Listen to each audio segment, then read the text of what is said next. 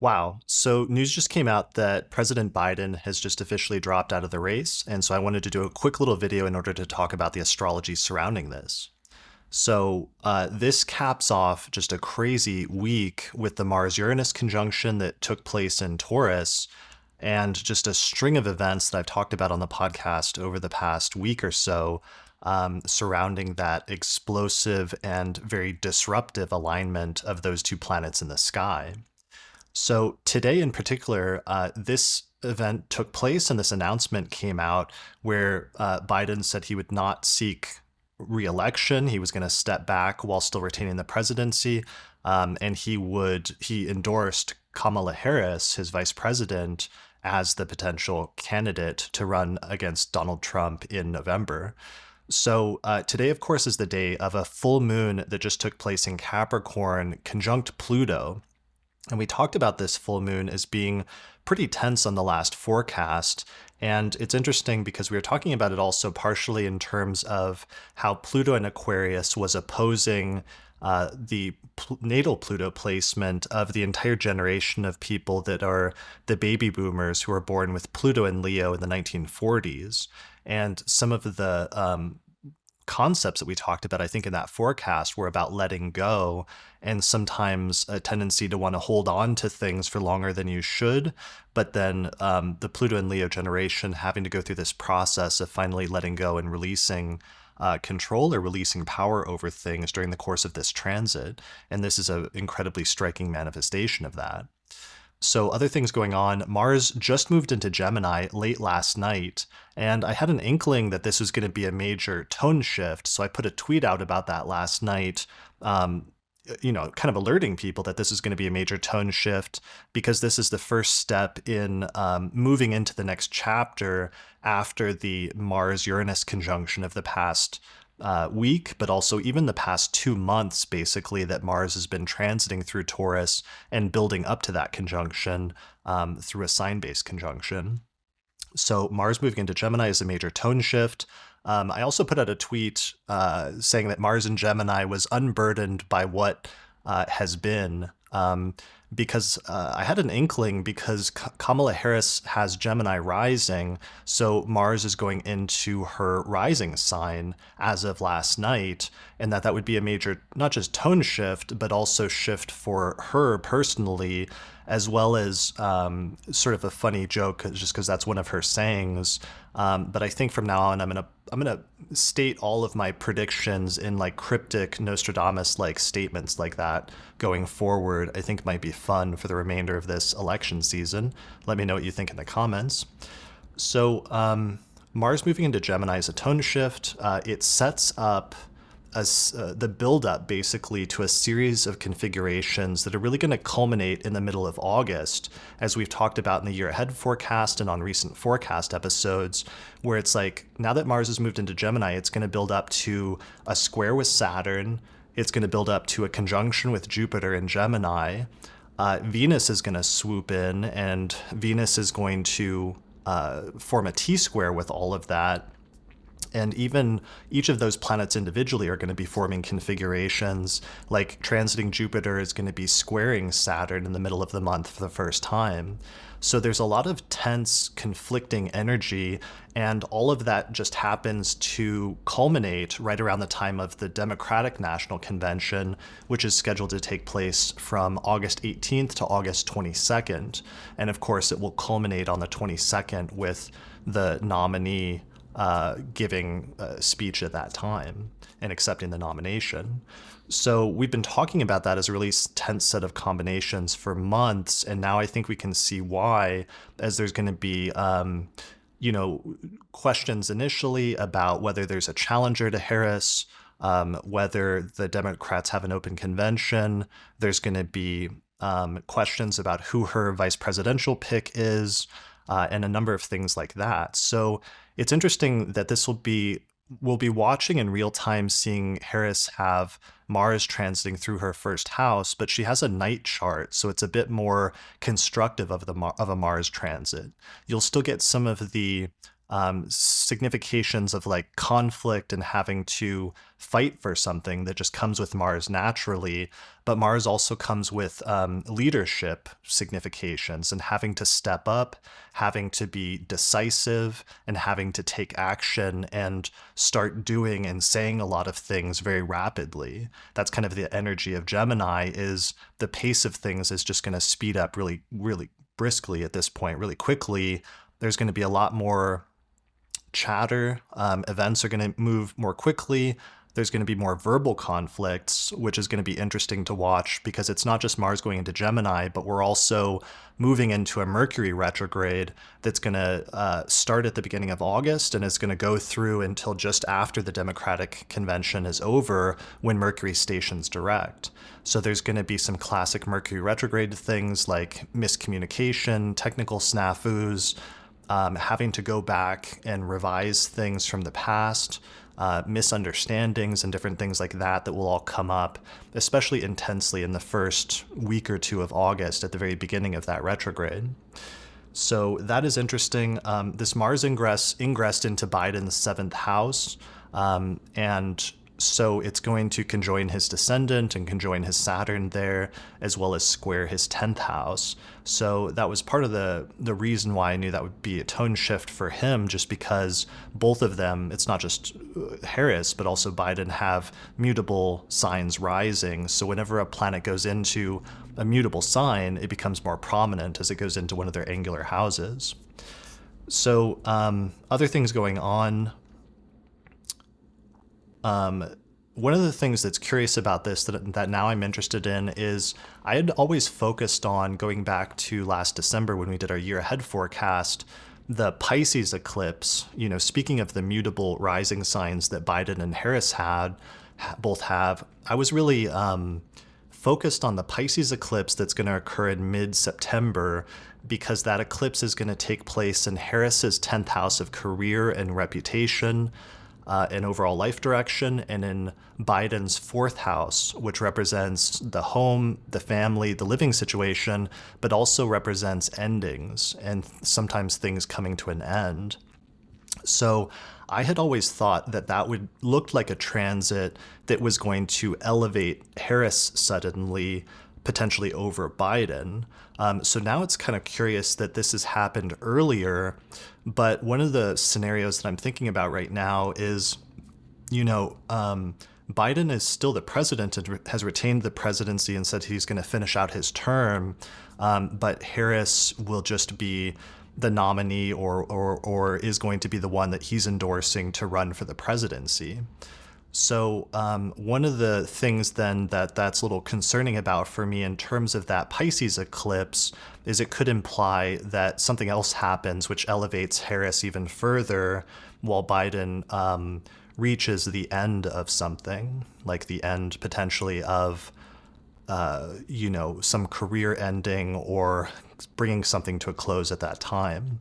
I don't want to get into any more like specifics beyond that or go into those scenarios in more detail, but that's kind of my current working hypothesis that I'm thinking about now that this shift has taken place, and the question then of what that eclipse means in September.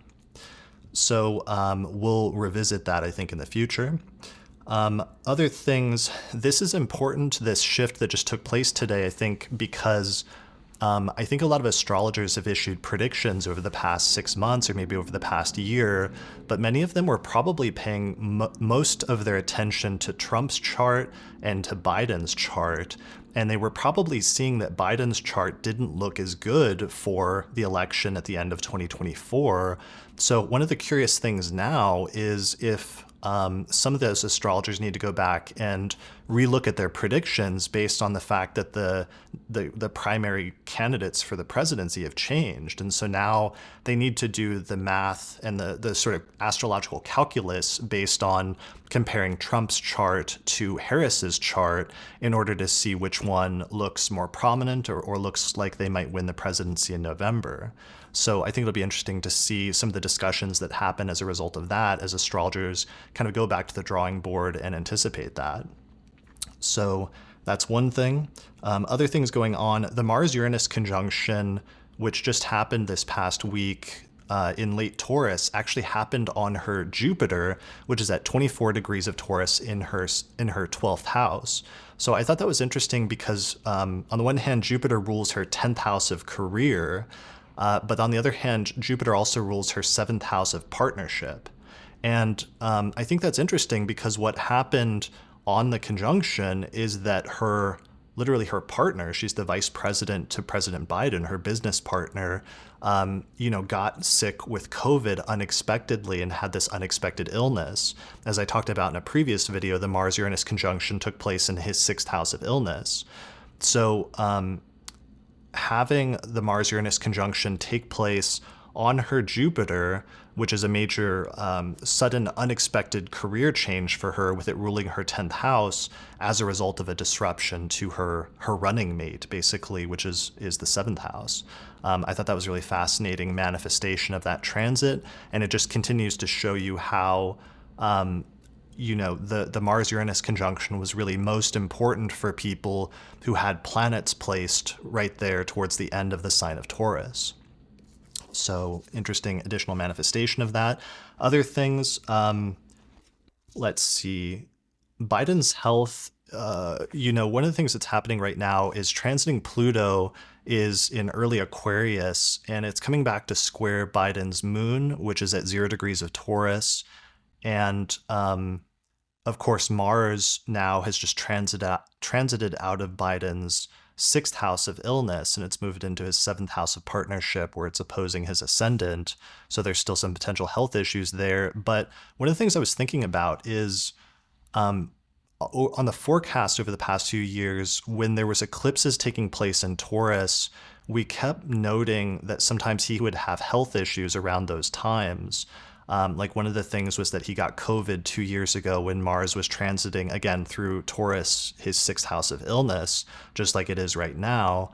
But it made me think that perhaps some of those eclipses that we had wondered about at the time, which we were paying attention to potential for illness, or during one of them, he had like a medical procedure during one eclipse, and during the time that he was out under anesthetic, Harris became acting president for a period of time.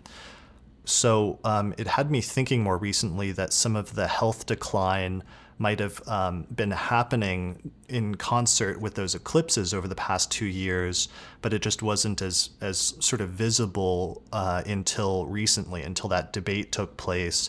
And then all of a sudden, it was more clear that some more significant health decline had taken place. And obviously, there were some instances of that, or there were some examples of that. So many people say they knew ahead of time, but I think it wasn't until June that it was more obvious sort of how advanced that had become at the time of that debate, which was right when Saturn stationed retrograde conjunct the degree of his IC and opposite to his midheaven. So I think that's interesting. And Patrick Watson had actually done an interesting research study showing how Biden in the past, when Saturn was hitting his IC, had often moved and like moved from one residence to another, where he'd been like living in some place for a long time and then he stopped. And in a recent podcast recording we did on Patreon, we talked about how that could be an indication of him moving out of the White House in terms of paying attention to what the outcome of the election will be. But now it's kind of interesting in this context that's almost like aside from the election at this point, so that it's no longer something indicating the outcome of the election. But we do know that by early next year, whoever's inaugurated, that Biden will be departing from the White House. So that's just an interesting example of a Saturn transit through the 4th house, basically, and somebody leaving the home that they've been living in over the course of the past few years. All right, so other things going on. That's kind of it, I guess. I mean, the DNC transits are going to be crazy. Just to reiterate those, Mars square Saturn, that's like a tension between people that want to act and move forward versus an energy of those that are holding things back, or that want to stick to a more conservative or safe route. We often use the analogy of pressing the gas and the brake pedal in a car at the same time is kind of what a Mars Saturn transit is like, and there can be a lot of tensions as a result of that. So famously during the lockdowns during 2020 in March and April, there was a Mars Saturn conjunction, and you had that real feeling of, you know, everybody being stuck inside and having the like tensions over that.